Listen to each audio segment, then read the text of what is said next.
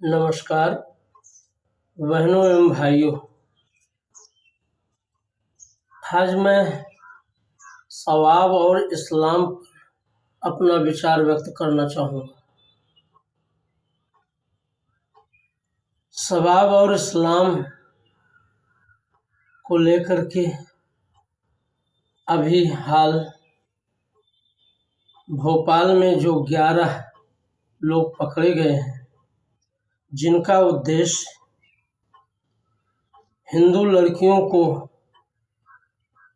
फंसाकर उन्हें अपने प्रेम जाल के माध्यम से उनके साथ छद्म करके कलावा पहन करके अपने को हिंदू नाम बता करके और हिंदू लड़कियों के साथ दुष्कर्म करने की जो गिरोहबंद घटना प्रकाश में आई है, उसके पीछे के कारण पर मैं आज प्रकाश डालना चाहूँगा।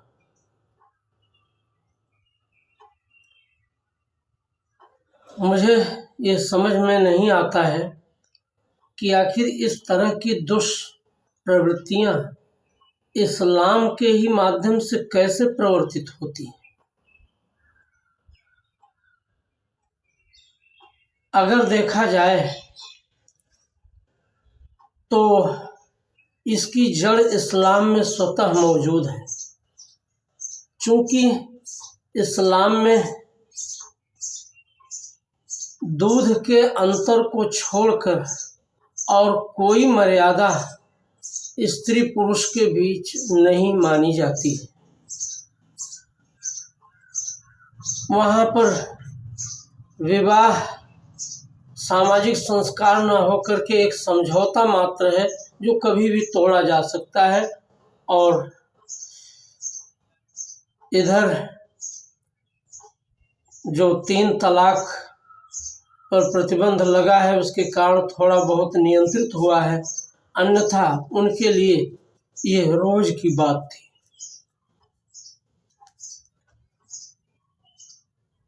इस्लाम में जो मौलाना, मौलवी, मुफ्ती या तथाकथित धर्म प्रचारक हैं या संप्रदाय प्रचारक हैं, धर्म तो मुझे उसे कहना भी नहीं चाहिए, वो संप्रदाय है विशेष किसी एक व्यक्ति के द्वारा प्रवर्तित होने के कारण, उन्हीं के द्वारा इस तरह की आतताई प्रवृत्तियां विस्तारित कराई जाती हैं। और मुस्लिम युवकों में संयमशील सदाचार की शिक्षा नगण्य रूप में है। ये मौलाना, मुफ्ती उनको वहशी इरादे लेकर के आचरण करने की प्रेरणा देते हैं, जिसका परिणाम ये है कि इस तरह की घटनाएं प्रस्तुत होती हैं। 1992 में अजमेर में भी इस तरह की घटना हुई थी, जिसमें बहुत सारी हिंदू लड़कियों को पहले झांसा दे करके बहाने से उन्हें अपने दुष्कर्म का शिकार बनाया जाता था, फिर उन्हें अपना धर्म परिवर्तित करके मतांतर करके इस्लाम में सम्मिलित कराया जाता था। उसके भी आगे अजमेर में वहाँ के अजमेर शरीफ दरगाह से जुड़े हुए लोगों के परिवार के युवकों ने कांग्रेस पार्टी में ऊंचे ओहदे पर हिंदू लड़कियों को भर्ती करने के नाम पर, उनको पद देने के नाम पर उनके साथ दैहिक शोषण करने का कार्य किया था। ये सब कांड इस्लामिकों के द्वारा इसलिए होते हैं क्योंकि उनके मौलाना उन्हें संस्कार सिखाने का काम नहीं करते, उनको बरगला करके, बहका करके उनको यह बताने का कार्य करते हैं कि अगर तुम ज़्यादा से ज़्यादा दूसरे पंथ धर्म के लोगों को अपने इस्लाम में सम्मिलित कराने का कार्य करोगे तो तुम्हें जन्नत नसीब होगी, तुम्हें पुण्य मिलेगा। यह सवाब इसी अवधारणा का परिणाम है।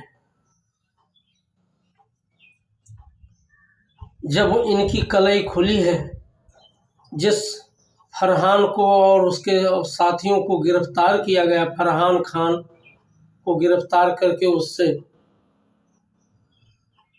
जो सच उगला गया है, उगलवाया गया है, वो यही बता रहा है कि ये सुधरने का कार्य नहीं करने वाले हैं।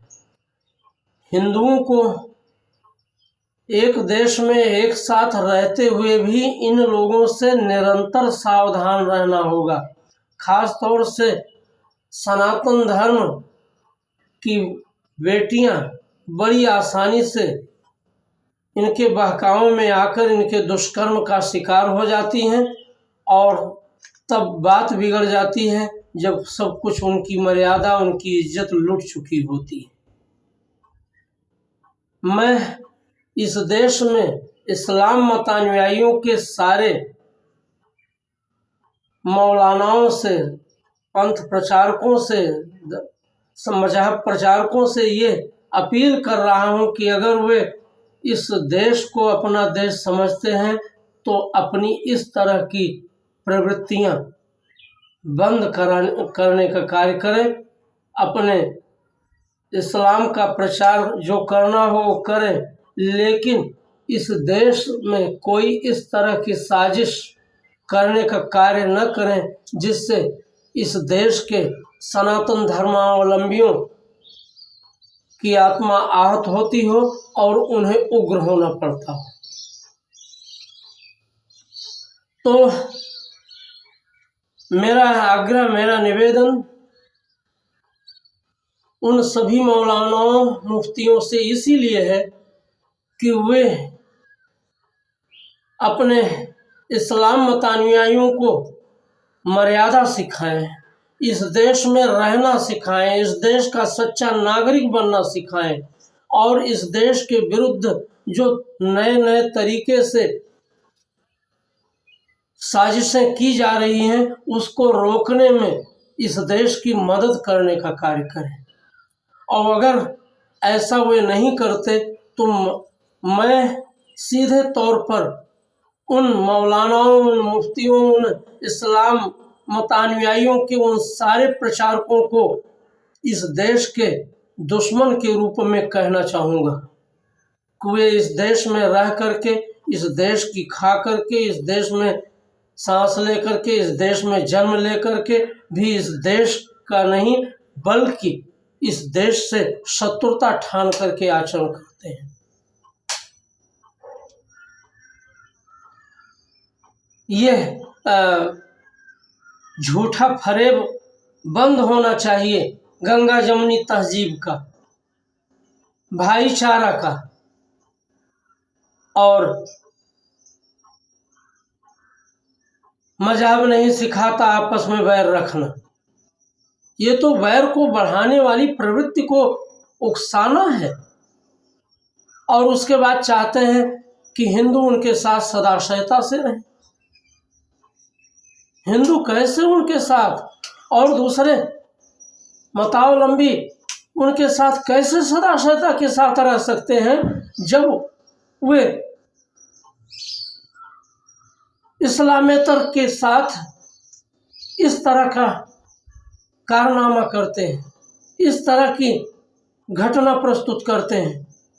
आए दिन हिंदू लड़कियों को मौत के घाट उतार दिया जाता है, आए दिन उनको हिंदू बन करके उनके साथ दुष्कर्म करके और उसके बाद उनको निकाह करने के लिए और अपना धर्म बदलने के लिए दबाव डाला जाता है, उन पर अत्याचार किया जाता है, उनका अपहरण किया जाता है। ये दोनों बातें एक साथ नहीं रह सकती। और ये ज़्यादातर वे लोग कर रहे हैं जो इस देश के मुसलमान नहीं हैं। मेरा मतलब जो अपने को दूसरे देश की धरती से आया हुआ मानते हैं, इस देश के जो पसमानदा समूह के लोग हैं, अगर उन्हें बरगलाया ना जाए तो वे जानते हैं कि हम इसी देश में कभी हमारे पूर्वज हिंदू थे, सनातन धर्मावलंबी थे, और किसी कारणवश आज हम इस्लाम मतानुयायी हो गए हैं, लेकिन ये देश मेरा अपना है। उनको अगर बरगलाए नहीं तो वे इस तरह की कृत्य शायद नहीं करें।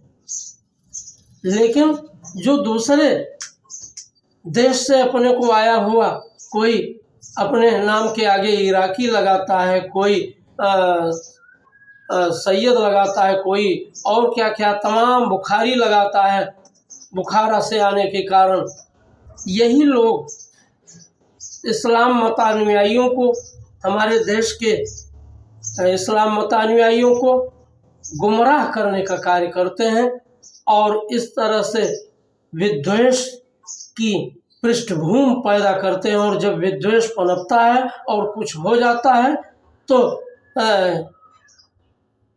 इस देश के सनातन धर्मावलंबियों पर भाईचारा तोड़ने का आरोप मढ़ते हैं, भाईचारा मिटाने का आरोप मढ़ते हैं, घटनाएं खुद करते हैं।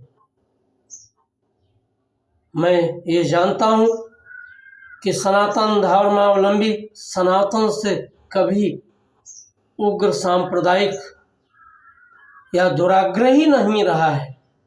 वो सहजता से सौम्य रूप में जीवन यापन करने का हिमायती रहा है। लेकिन जब उन पर अनेक तरह से अत्याचार करके, उनके साथ हिंसा करके, आतताई आचरण करके उनको क्रुद्ध किया जाता है, तो कुछ समय के लिए वे शुद्ध होकर के कुछ जब कठोर निर्णय ले बैठते हैं तब उसके लिए ये तथाकथित मौलाना भाईचारा तोड़ने का आरोप लगाने लगते हैं। कुछ राजनीतिक दल भी उनकी हाँ में हाँ मिलाने लगते हैं वोट की लालच में।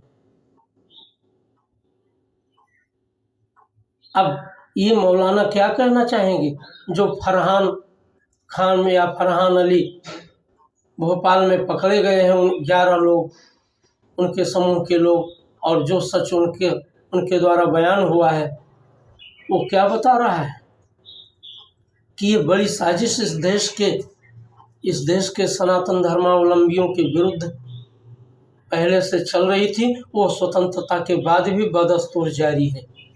ये बंद होनी चाहिए, तभी इस देश में सौमनस्य पूर्ण वातावरण रह पाएगा। अन्यथा कोई ये आशा न करे कि हिंदू निरंतर शांत रहेंगे, चुप बैठेंगे और कुछ करेंगे नहीं।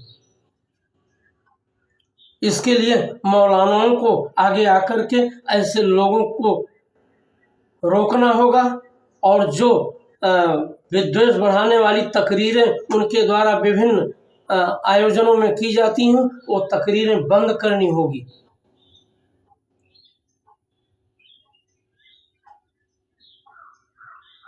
बहुत हो चुका कि काफिरों को मिटा दिया जाए। सच्चाई तो ये है कि जो इस तरह का कृत्य कर रहे हैं वे इस्लाम के हितैषी न होकर इस्लाम के दुश्मन हैं, और वे वास्तव में काफिर हैं, वे इस्लाम विरोधी हैं। और भारत में रह करके ये इस तरह से नहीं चलेगा कि सनातन धर्मावलंबी बेटियों को बरगला करके, फुसला करके, बहका करके, उनको झूठा आश्वासन दे करके उनके साथ दुष्कर्म किया जाए। इसको सनातन धर्मावलंबी बर्दाश्त नहीं करेंगे। और अगर लोगों को लगता हो कि ये मेरा विचार सनातन धर्मावलंबियों को उद्वेलित करने के लिए है, तो उद्वेलित करने के लिए है, क्योंकि मैं निरंतर देख रहा हूँ इस तरह के दुष्कृत्य कभी कहीं निरंतर प्रस्तुत हो रहे हैं।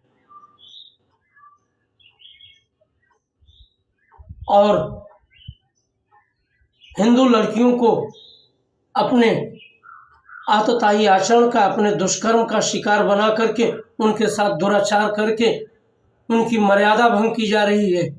उनकी सरलता का, हिंदुओं की सरलता का नाजायज फायदा उठाया जा रहा है।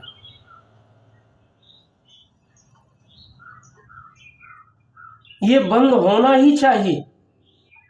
और जिनको ये लगता हो कि हम सवाब हासिल कर रहे हैं, पुण्य हासिल कर रहे हैं, वे लोग चले जाएं पाकिस्तान या दूसरे देश, और उसके बाद वहाँ जो हासिल करना हो वहाँ हासिल करें।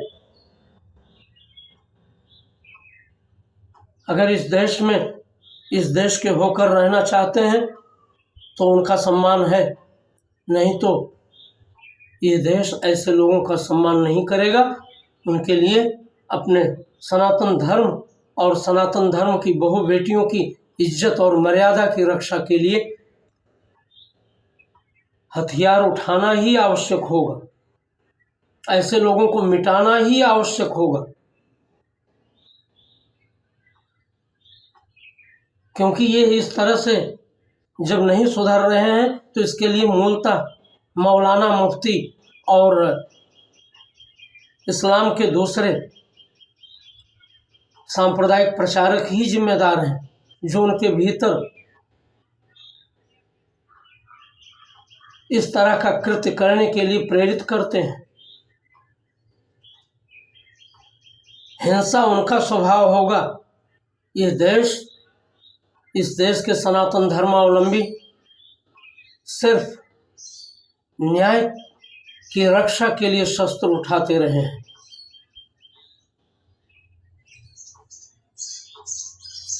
और इस तरह का जो कृत्य है वो आपराधिक और अन्यायपूर्ण है। ऐसे लोगों को मिटाने के लिए कड़ी कार्रवाई करने की ज़रूरत है। शासन घटना के बाद नहीं, घटना से पहले ऐसे लोगों की पहचान करने के लिए अब अपने गुप्तचर तंत्र को सक्रिय करें, और ऐसे मौलानाओं की तकरीरें उनके मुंह में ठूस दी जानी चाहिए जो मुस्लिम युवकों को सवाब करने के, हिंदू लड़कियों के साथ सवाब करने के लिए प्रेरित करने का कार्य करते हैं।